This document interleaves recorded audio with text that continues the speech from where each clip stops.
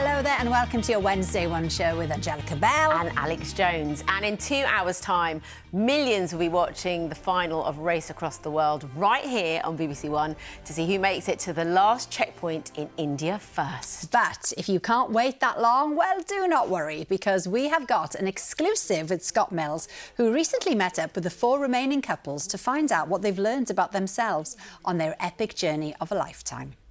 Also coming up, we're joined by Hollywood actor Jeremy Renner, who you'll know from playing a bomb disposal expert in The Hurt Locker and a master archer in the Marvel series Hawkeye. But tonight, he's here to talk about the shocking accident that made headlines all over the world and his incredible story of recovery. Yeah, and our other guest is an EastEnders legend who's at the centre of a huge storyline this week as Kat and Alfie prepare to tie the knot for the 3rd time. Yes, Shane Richie is here to tell us why this latest wedding is guaranteed to bring its fair share of drama. Oh, guaranteed. OK, right, so let's say hello to our guest tonight. Please welcome star of The Hurt Locker and Hawkeye, Jeremy Renner, and EastEnders legend, icon, Shane Richie. Now, Race Across the World, right, is this really popular show. We were saying earlier, Shane, that we think you should do the celebrity version. Really? With Kat. Oh, really? I mean, it would be amazing. Oh, can you imagine me and Jessie running around the world? We can't even run around Albert Square right now. So never mind running Exactly. around the world. That's what you should do. I'll do it with you, Jeremy. Are you familiar with this show? If I can pull you out of the pub. Yeah, that'll do. Yeah. We're going for a drink after. He's got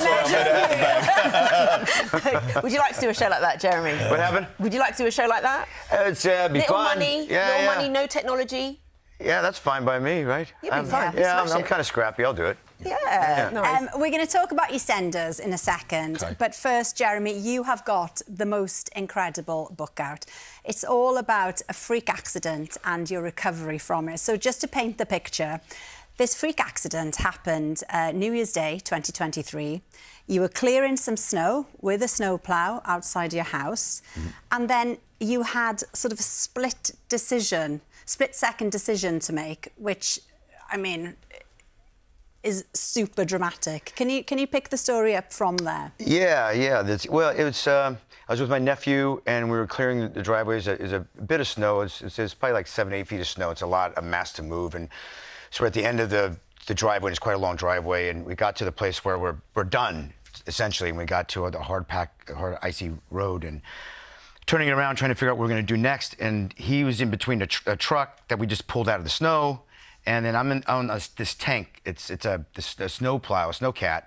It's quite big. It's like 15,000 pounds. Yeah. And at any rate, you have to step on the tracks to kind of get it out of this thing. And I was talking to him, and I hit the throttle. It's a thumb thing on the steering column, and it started taking off, and it knocked me off of it. So it was going to crush him like a compactor between the truck and this giant snow blade.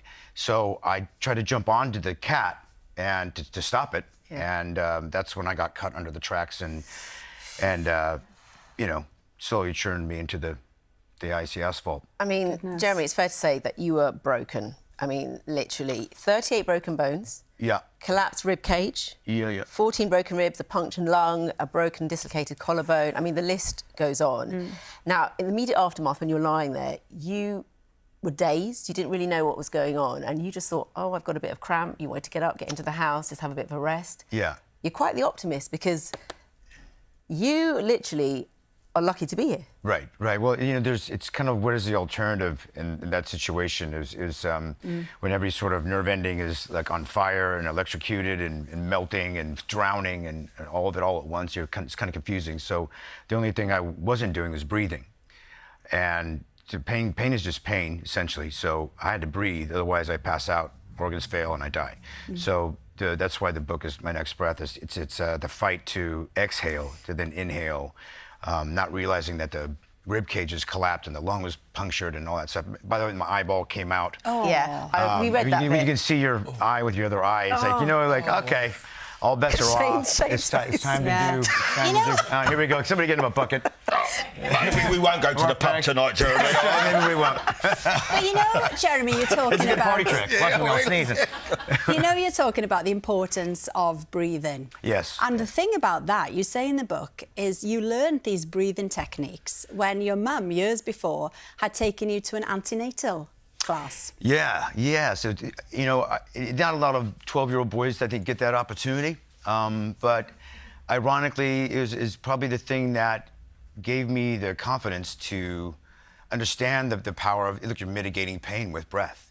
And believing in that and knowing that, seeing it firsthand at 12, seeing my mom give labor, feeding her ice chips and getting her to breathe right, and all these type of things. So that was essentially what I had to do I had to breathe, first of all, just to stay alive, but also help mitigate my pain. Was like, it took so much energy to focus on the breath that I didn't have to worry about my eye or my twisted up legs or all the bones that are broken. Wasn't really focusing or feeling that.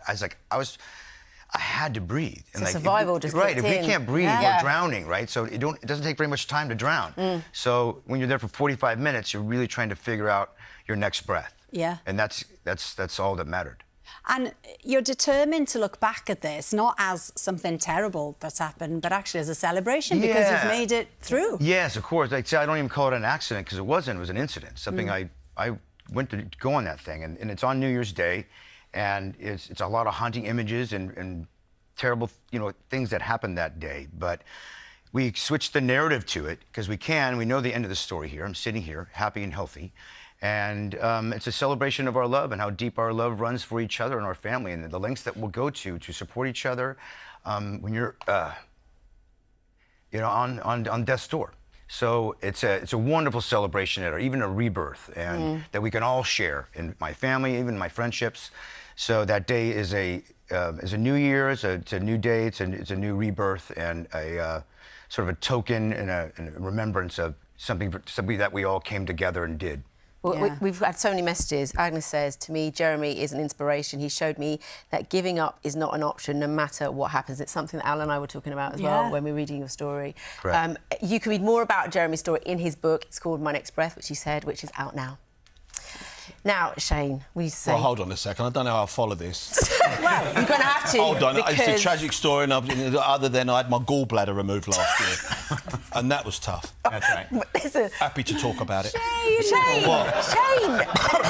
But even Jeremy said it's a celebration. He's glad to be here. So let's hear about you. Congratulations. Brilliant year for EastEnders. You picked up Best Soap at the Soap Awards last week. It must be a good feeling to know that the show is still popular after 4 years. It is. It's great. And it's an ensemble piece, as you know. We've got 500 people working on the show. So it's not just the actors, the crew, the production, makeup, wardrobe, everybody. So it's a big celebration to get that accolade and to be told that we're the best. So that was lovely. And the day after was great. We all get to work and there's a few hangovers and you went out with... because we got presented to by David Jason. Yeah. And I'm trying to... This is between us, right? David Jason, big famous actor. Say nothing. I'm trying to get him into EastEnders. No. Oh, perfect. Turn over. You don't want to see this, OK? Watch something else. I'm trying to talk him into it. So What's he say? He said, I don't know yet. I'm going to have a little meet with See him. how it goes. Take him out for a beer. Yeah, right. You might get Jeremy in there. Get Jeremy out. Get Jeremy into the Queen Vic. Yeah. You know what I mean? See, the race around the world. We can't do that. We're never making it out of the pub. It's not going to happen. Now, the sound of wedding bells is in the air on Albert Square this week because Kat and Alfie prepare to walk down the aisle for a third time. Will it go without a hitch? Of course not. No. Let's have a look at tonight's episode. We ain't getting married. Don't say that. Don't say it. I've been chasing you for over 20 years.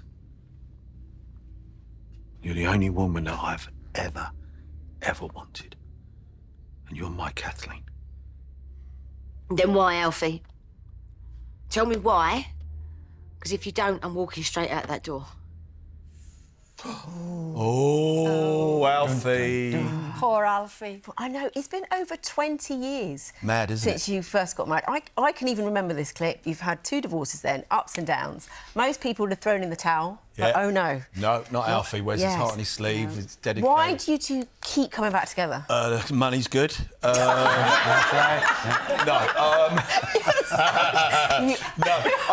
tell you what it is. Sorry, I'll tell you what it was, great. Because this is a story that started... you should see me live, I'm so funny.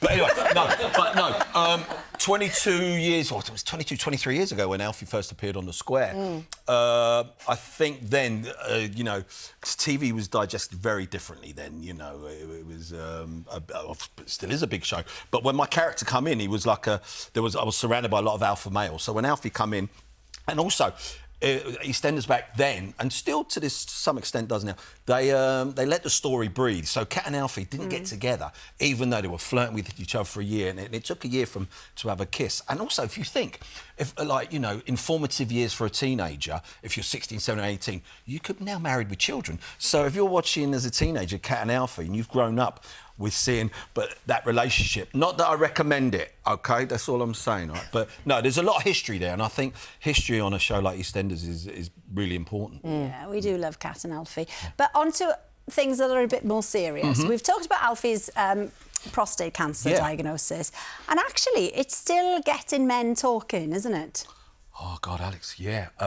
And where they've been really clever, because I remember last time I was on the show, we were talking about Alfie's prostate diagnosis, and what I didn't want to do was to keep playing it out to the point where it becomes somewhat laborious, even though it is a serious disease. So what they've done, they've brought it back now with Kat and Alfie getting married, and of course the repercussions of prostate cancer,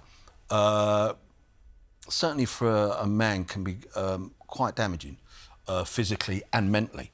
And so playing these storylines we've done, and it was interesting. I was on tour with my mates, doing the Pratt Pack tour, and I saw a young lady at the stage door, and I thought she was waiting for an autograph. Anyway, I went over to say hello, and she said to me, oh, thank you so much, Shane, for doing the story about the prostate cancer on EastEnders. And I asked why. She said, well, my dad, who's about the same age as you, we just, on the off chance, said, why don't you, Dad, Alfie's gone and got a prostate check, why don't you go and get it done? And he was having an ahhing, but they kept on at him because they'd seen the story on EastEnders. Anyway, he went along and he was diagnosed with early stages of prostate cancer. Gosh. And now it's fine. But, so if that storyline and the character Alfie saved one life, then it's been worth it, you know. And I know right across the country we get a lot of stuff, a lot of mail to EastEnders saying thank you for highlighting this storyline, and the storyline that's playing out now with his libido, which is what happens after this particular disease. That is the power of EastEnders, isn't it? It's brilliant. It is, very much so. Thank you so much, Shane. You can see how everything unfolds on EastEnders right after us, as well as on iPlayer. That's all for tonight. A big thank you to Jeremy, Shane and also for Nikki for joining us. Tomorrow I'll be back chatting to Josh Groban and Faye Ripley. Have a lovely evening. See you then. Thank you.